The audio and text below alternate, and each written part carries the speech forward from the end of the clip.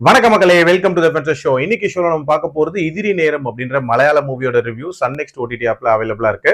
இந்த படத்துல ரோஷன் மேத்யூ, ஜரீன் மற்றும் பலர் நடிச்சிருக்காங்க. தமிழ்ல வந்த 96 படம் இருக்குல்ல, கிட்டத்தட்ட அந்த ஸ்டைல்ல ஒரு ராத்திரி நடக்கக்கூடிய எக்ஸ் லவர்ஸோட ஒரு ரீயூனியன் அப்படின்னே சொல்லலாம். ஆக்சுவலா 96 பொறுத்த வரைக்கும் மோர் பொயட்டிக்கா இருக்கும் அப்படின்னே சொல்லுவேன். இந்த படம் பிராக்டிக்கலா அதே நேரத்துல ஸ்லைட்டா கான்ட்ரவர்ஷியலா இருக்கும் அப்படின்னே சொல்லலாம். இந்த படத்தோட கதை அப்படின்னு பாத்தீங்கன்னா, நம்ம ஹீரோ வந்து மீடியால ஒர்க் பண்ணிட்டு இருக்காரு. தன்னோட மனைவி மற்றும் பிள்ளையோட ஒரு பீஸ்ஃபுல்லான லைஃப் வாழ்ந்துட்டு இருக்காரு. விடிஞ்சா தன்னோட பையனுக்கு வந்து பேப்டிசம் அப்படின்ற மாதிரியான ஒரு சூழ்நிலையில தன்னோட ஃப்ரெண்ட்ஸுக்கு ட்ரீட் தரணும் அப்படின்றதுக்காக வந்து சரக்கடிக்கிறதுக்காக ஒய்ஃப் கிட்ட பெர்மிஷன் வாங்கிட்டு கிளம்பி போறாரு. போற வழியில அவருக்கு ஒரு கால் வருது. அதாவது 8 வருஷங்களுக்கு அப்புறம் மட்டும் அவரோட எக்ஸ் லவரான ஜரீன் வந்து கால் பண்றாங்க. அவங்க கொஞ்ச நாள்ல யுஎஸ்ஏ போறதாகவும் அண்ட் இப்போ வந்து ஊர்ல தான் இருக்கிறதாகவும் அண்ட் இவரோட ஞாபகம் வந்துச்சு அதனால கால் பண்றேன் அப்படின்ற மாதிரி சொல்றாங்க. ஸோ இவங்க 2 பேரும் மீட் பண்ணிக்கிறாங்க.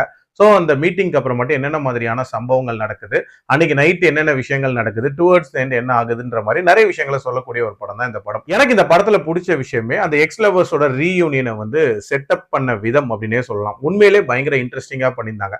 அதுலயும் 8 வருஷங்களுக்கு அப்புறம் 2 பேர் மீட் பண்றாங்க அப்படின்னும் போது அவங்களுக்குள்ள பிரசன்ட்ல இருக்கக்கூடிய மாறுதல்களை அவங்க எப்படி ரசிக்கிறாங்க, அதுக்கப்புறம் அவங்க 2 பேரும் ஒன்னா சேர்ந்து சரக்கு அடிக்கிறது, அதுல பேசிக்கிற நிறைய விஷயங்கள், உதாரணத்துக்கு இவங்களுக்குள்ள எதனால பிரேக்கப் ஆச்சுங்கிற மாதிரியான அந்த விஷயங்களை பேசிப்பாங்க. அண்ட் அவங்களோட பிரசன்ட் லைஃப்ல என்னத்தை மிஸ் பண்றாங்க அப்படின்ற மாதிரி நிறைய விஷயங்கள் அந்த ரீயூனியன்ல பேசப்படுது.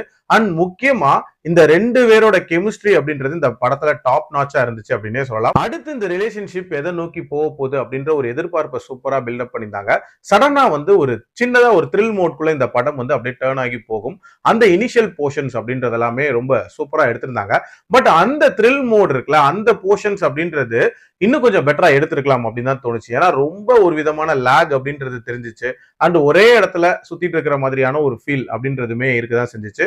ஸோ அது இன்னும் கொஞ்சம் பெட்டரா எடுத்திருக்கலாம். மற்றபடி கிளைமேக்ஸ் முடிச்ச விதம் எல்லாமே சூப்பரா இருந்துச்சு. ஒரு விதமான இம்பாக்டை வந்து ப்ராப்பரா நமக்குள்ள கடத்திட்டாங்க அப்படின்னே சொல்லலாம். ஓவரால் என்ன பொறுத்த வரைக்கும் ஒரு நீட்டான படம். கண்டிப்பா ட்ரை பண்ணி பார்க்கலாம். என்னோட ரேட்டிங் 3.2 அவுட் ஆஃப் 5. அடல்ட் கண்டென்ட்லாம் அந்த அளவுக்கு பெருசாலாம் இல்ல, தாராளமா பார்க்கலாம். மீண்டும் அடுத்த விமர்சனத்தில் சந்திக்கிறேன். நன்றி, வணக்கம்.